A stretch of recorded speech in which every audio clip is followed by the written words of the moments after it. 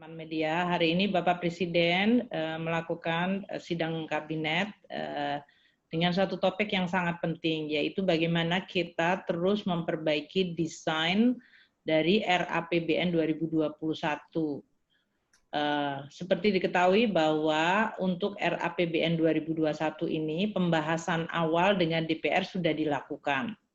Dan sampai dengan sebelum DPR melakukan reses minggu lalu, sudah ada beberapa kesepakatan yang memberikan indikasi bagaimana desain RAPBN 2021, terutama menyangkut postur dari APBN, pertama dari sisi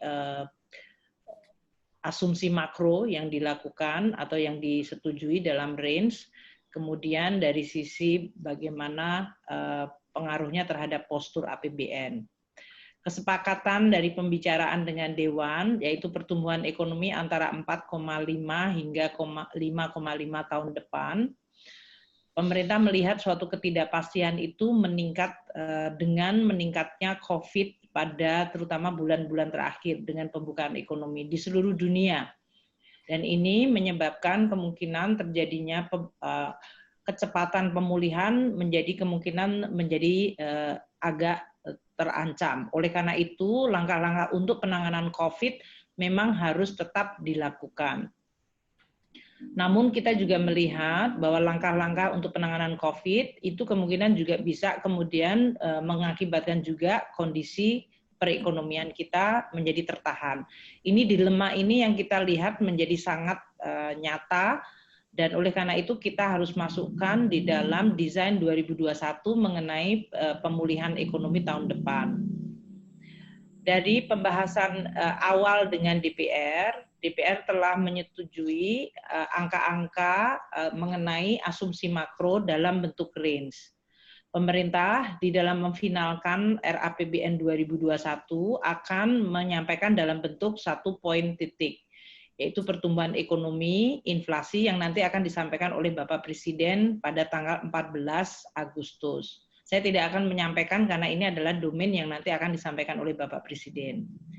Namun dari range yang disampaikan dalam DPR antara 4,5 hingga 5,5% dari pertumbuhan ekonomi tahun depan, maka kita melihat bahwa postur APBN untuk tahun 2021 yang sudah disepakati dalam pagu indikatif dengan DPR dengan defisit sebesar 4,15% dari PDB itu perlu untuk diperlebar mengingat ketidakpastian yang sangat tinggi. Ketidakpastiannya ada dalam hal apa? Satu, mengenai kecepatan dan kemungkinan penanganan COVID secara keseluruhan dari seluruh dunia, yaitu bagaimana pengendalian COVID. Apakah betul-betul bisa terkendali, menjadi mendatar atau menurun, dan kemudian munculnya vaksin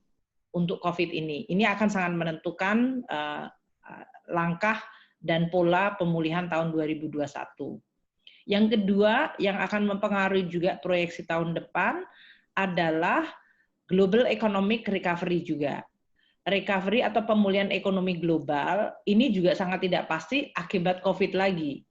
Jadi meskipun pada saat ini beberapa lembaga internasional memperkirakan pemulihan ekonomi akan cukup cepat untuk tahun depan dengan asumsi karena tahun ini menurunnya sangat tajam. Namun kita juga melihat bahwa lembaga-lembaga tersebut terus-menerus melakukan revisi pemulihan ekonomi dari tahun 2020 hingga tahun 2021. Sehingga pemulihan ekonomi dunia diperkirakan juga masih tidak pasti. Bisa strong rebound, bisa sifatnya moderat. Yang ketiga yang mempengaruhi kita juga bahwa ekonomi kita sendiri kita perkirakan untuk pemulihannya juga akan sangat tergantung kepada penanganan COVID terutama pada semester kedua, yaitu kuartal ketiga dan kuartal keempat ini. Kalau penanganannya efektif dan berjalan seiring dengan pembukaan aktivitas ekonomi, maka kondisi ekonomi akan bisa recover pada kuartal ketiga dengan positif growth 0,4% dan pada kuartal keempat akan akselerasi ke 3%. Kalau itu terjadi, maka pertumbuhan ekonomi kita secara seluruh tahun akan bisa tetap di zona positif.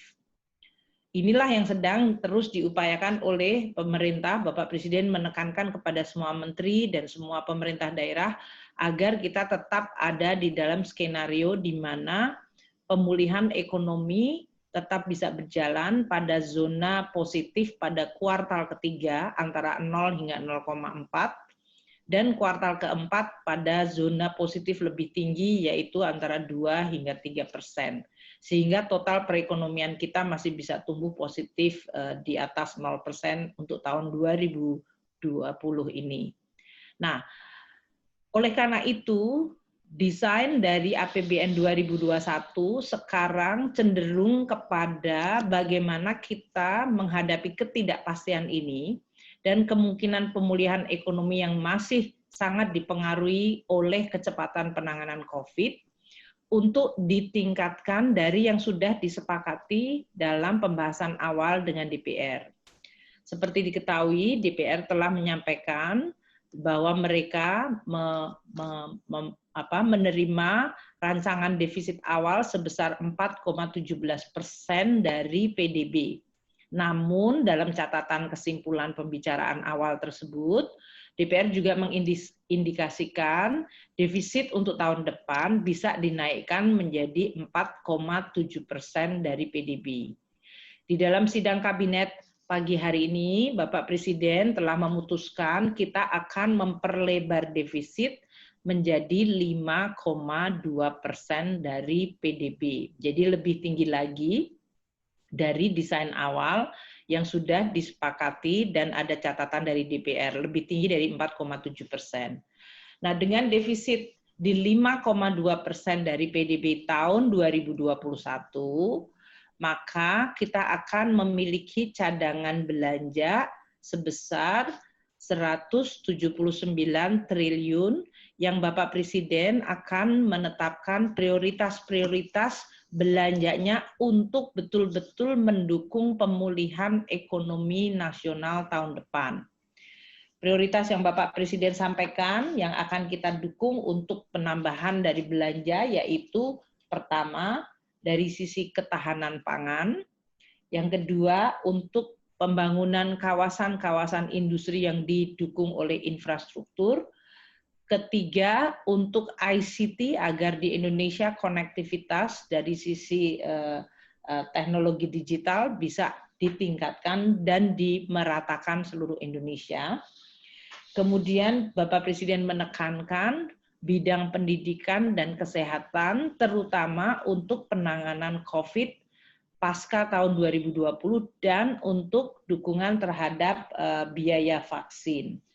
Bapak Presiden akan meminta untuk tahun besok kita akan melakukan sidang atau rapat terbatas lagi untuk penggunaan anggaran tambahan dari adanya defisit ini sehingga dia betul-betul produktif dan didukung oleh rencana belanja yang baik. Oleh karena itu Bapak Menteri Bappenas nanti akan menyampaikan dan dimintakan bahwa belanja itu betul-betul bisa meningkatkan produktivitas dan untuk mengurangi kemiskinan dan pengangguran dan menimbulkan dampak ekonomi atau manfaat ekonomi yang paling tinggi. Itu yang tadi ditekankan oleh Bapak Presiden. Kami dengan Bappenas sudah mendapatkan tambahan banyak sekali usulan belanja dari seluruh kementerian lembaga. Pak Menteri Bappenas nanti bisa bicara mengenai hal itu.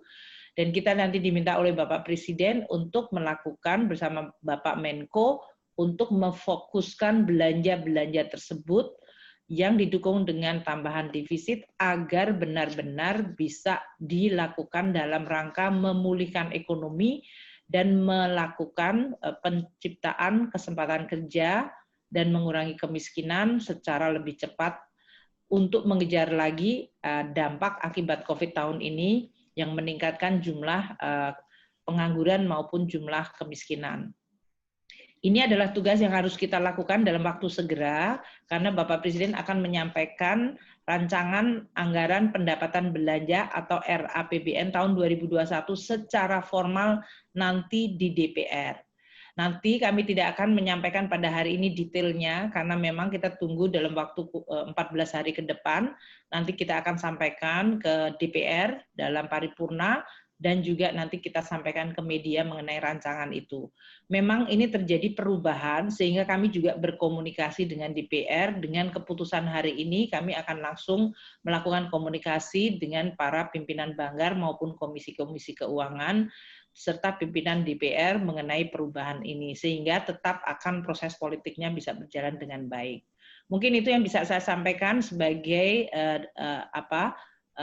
hasil dari sidang kabinet. Jadi yang paling penting adalah untuk tahun depan defisitnya akan ditingkatkan karena ketidakpastian dan ingin terus mendukung pemulihan ekonomi supaya tetap bisa berjalan, serta penanganan COVID agar tetap bisa dilakukan sehingga kita bisa betul-betul membangun kembali ekonomi Indonesia dan masyarakat Indonesia dari dampak COVID yang luar biasa. Pertumbuhan ekonomi Indonesia agar bisa lebih tinggi dari pertumbuhan ekonomi global. Kalau pertumbuhan ekonomi global itu kan didukung oleh negara yang maju maupun negara emerging developing. Biasanya kalau developing dan emerging itu pertumbuhannya lebih tinggi. Namun negara maju biasanya tumbuhnya 2-3%, itu udah bagus banget. Nah, kalau tahun ini mereka mengalami kontraksi yang sangat dalam, terutama yang negara-negara maju, kalau tadi kita lihat seperti Amerika bisa negatif 11, kemudian Inggris bisa negatifnya 15, kemudian Perancis bisa negatif 17 untuk kuartal keduanya ya. Mungkin keseluruhan tahun mereka mungkin single digit kontraksinya. Tapi untuk kuartal kedua ini kontraksi mereka akan sangat dalam. Sehingga kalau tahun depan mungkin mereka bisa saja meningkat menjadi 3-4% secara lebih mudah karena basisnya rendah. Itu. Kemudian untuk emerging country, developing country, mereka pertumbuhannya biasanya juga sangat tergantung dari pertumbuhan ekonomi dunia, terutama negara maju. Karena mereka biasanya sangat tergantung kepada ekspornya dan capital flow. Oleh karena itu, tadi kalau seandainya pertumbuhan ekonomi dunia itu pada kisaran 3-4% atau bahkan yang paling optimis 5%, Indonesia untuk bisa tumbuh di atas perekonomian dunia, ya kita harus bisa tumbuh di atas 5%, kan seperti itu. Nah, di dalam asumsi makro yang kita bahas dengan DPR, memang range-nya sudah di antara 4,5 hingga 5,5%. Kita akan mencoba mengupayakan mendekati ke 5,5. Jadi antara 5 hingga 5,5. Namun untuk itu tadi terkait dengan pertanyaan nomor 2, gelombang kedua atau masalah COVID-nya itu kan masih menjadi salah satu faktor yang menghantui semuanya. Saya nggak bisa menjawab mengenai masalah COVID-nya akan seperti apa. Mungkin Pak Menteri Bappenas yang punya track mengenai COVID bisa menjawab itu lebih baik berdasarkan data historis. Namun ini kan sangat tergantung dari efektivitas kita menangani COVID. Sehingga tadi saya sampaikan, ketidakpastian COVID itu kan ada 2, yaitu tadi apakah dia eskalatif tetap atau bisa kita flat decline atau mendatar dan decline. Dan yang kedua adalah apakah vaksinnya bisa ditemukan dan efektif bisa dipakai. 2 hal ini kan kita tidak bisa kontrol.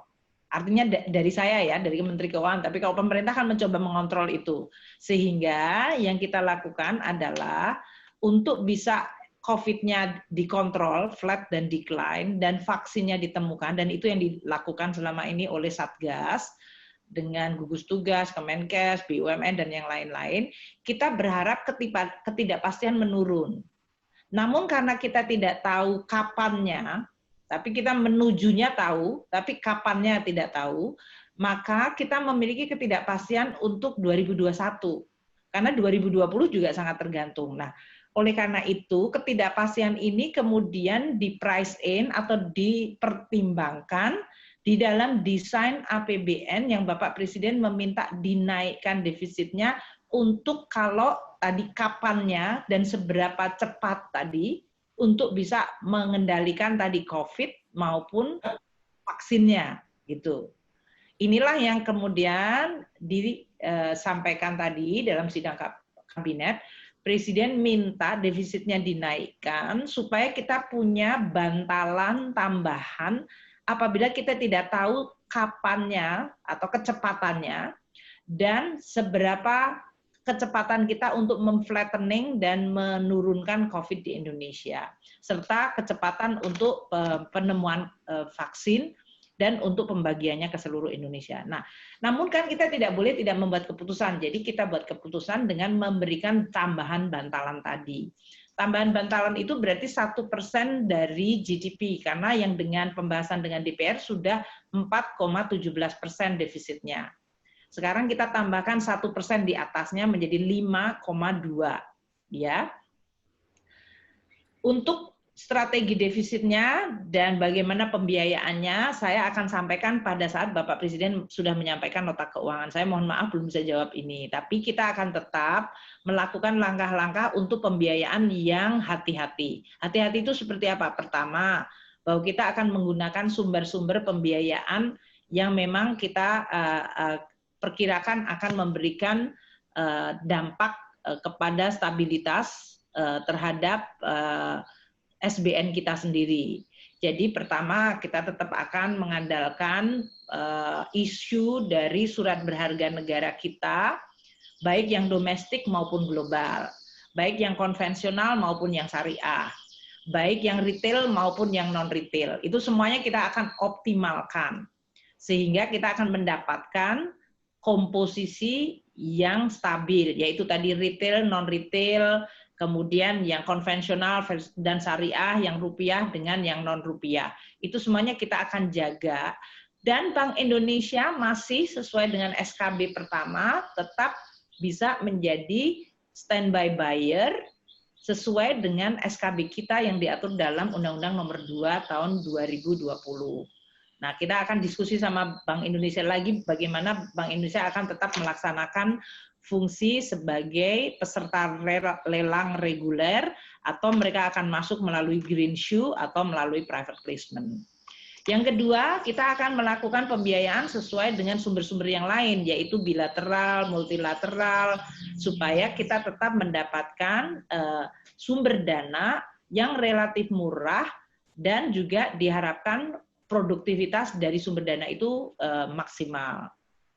Dan tentu kita akan terus melakukan pengelolaan dari outstanding dari utang tersebut secara hati-hati. Karena dengan defisit yang meningkat, tentu kita juga melihat bahwa debt to GDP ratio kita bisa makin mendekati ke 40%. Nah, untuk masalah Jiwasraya, nanti mungkin ada penjelasan tersendiri. Ya, saya tidak dalam menggunakan hari ini dan dalam kesempatan ini, karena kita fokusnya RAPBN. Nanti kalau saya sudah mendapatkan semuanya dengan Menteri BUMN atau dengan instansi yang lain, kita akan coba untuk menyampaikan langkah-langkahnya. Namun kita tetap akan mendukung langkah-langkah yang dilakukan oleh Kementerian BUMN di dalam penanganan mengenai Jiwasraya tersebut. Ya. Untuk energi, dari sisi desain, subsidi tetap kita akan lakukan di dalam 2021. Kita tadi juga sudah meminta agar subsidi ini semakin targeted. Jadi memang PR-nya tetap antara Kementerian ESDM, Kementerian Sosial di dalam rangka untuk target terutama subsidi yang berhubungan dengan masyarakat banyak, seperti LPG, listrik, kemudian BBM, itu supaya makin terfokuskan kepada mereka yang membutuhkan. Kita akan tetap hati-hati untuk tahun depan. Insentif-insentif yang diberikan dan dari sisi dukungan dalam sisi bansos, kita akan evaluasi secara baik, sehingga nanti kita akan masukkan apa-apa yang akan diteruskan dan apa-apa yang mungkin akan dikurangi dan apa-apa yang mungkin kita akan sudah anggap mencukupi. Ini yang akan kita tetapkan nanti di dalam pembahasan yang Bapak Presiden akan putuskan dalam 2 hari ke depan. Untuk program-program besar, fokusnya Bapak Presiden tadi adalah pertama, beliau selalu mengatakan ketahanan pangan. Jadi untuk masalah ketahanan pangan ini prioritas paling tinggi. Kita sudah mendapatkan anggarannya dari Kementerian Pertanian, Kementerian PUPR, Kementerian ATR, Kementerian Kementerian apa lagi ya yang masuk di situ? Yaitu Pertanian, PUPR, ATR, KLHK, karena apakah itu untuk pembukaan lahan baru, apakah untuk lahan yang tetap ada, itu semuanya dilakukan oleh program-program di bidang pertanian, oleh Kementerian Pertanian. Juga Kementerian KKP. Karena kalau kita bicara pangan, ada pangan tanaman, ada pangan ikan, dan yang lain-lain. Itu kita dukung sepenuhnya, dan Presiden sudah meminta supaya kita fokus dalam hal itu sebagai tidak hanya menciptakan ketahanan pangan, tapi juga menciptakan kesempatan kerja. Karena tujuan kita untuk tahun 2021 tidak hanya growth, tapi tadi employment atau kesempatan kerja dan pengurangan kemiskinan. Makanya itu masuk. Kedua, Bapak Presiden menekankan untuk mendukung sektor industri melalui pusat-pusat kawasan industri. Apakah yang ada direvitalisasi ataukah dibuat yang baru untuk menarik capital inflow, itu semuanya akan menjadi prioritas. Karena tujuannya adalah Indonesia bisa menarik dan membangun industri-industri manufaktur dan investasi bisa berjalan maksimal di dalam industri, dan oleh karena itu dia akan bisa menciptakan kesempatan kerja yang lebih banyak. Ketiga, Bapak Presiden minta infrastruktur dan ICT. Karena ini yang akan meningkatkan untuk kemampuan produktivitas dari belanja-belanja negara. Itu yang akan kita dukung sepenuhnya. Jadi ICT ini, Bapak Menkominfo sudah punya program agar konektivitas dalam 4 tahun ke depan semua daerah-daerah terpencil, semua puskesmas, semua desa, semua sekolah, madrasah, semua bisa terkoneksi. Jadi ini yang membutuhkan investasi yang cukup besar, dan kita sama Bappenas akan dukung sehingga bapak-bapak dan ibu sekalian mau ada di manapun di Indonesia harusnya bisa tetap connected secara cukup merata dan kuat. Keempat, prioritasnya Bapak Presiden adalah pendidikan dan kesehatan. Ini karena kalau dengan defisit yang naik pasti ada anggaran untuk pendidikan dan kesehatan sesuai mandatori. 20% untuk pendidikan, 5% untuk kesehatan. Nah ini untuk Bapak Presiden, pendidikan kita harus betul-betul gunakan untuk memperbaiki. Karena tambahan anggarannya nanti akan meningkat untuk dana cadangan pendidikannya itu lebih dari 30 triliun sendiri. Dan untuk kesehatan bisa mencapai mendekati 9 triliun tambahan karena adanya tambahan defisit ini. Ini yang Bapak Presiden minta untuk difokuskan. Jadi itu yang saya ingin sampaikan. Terima kasih.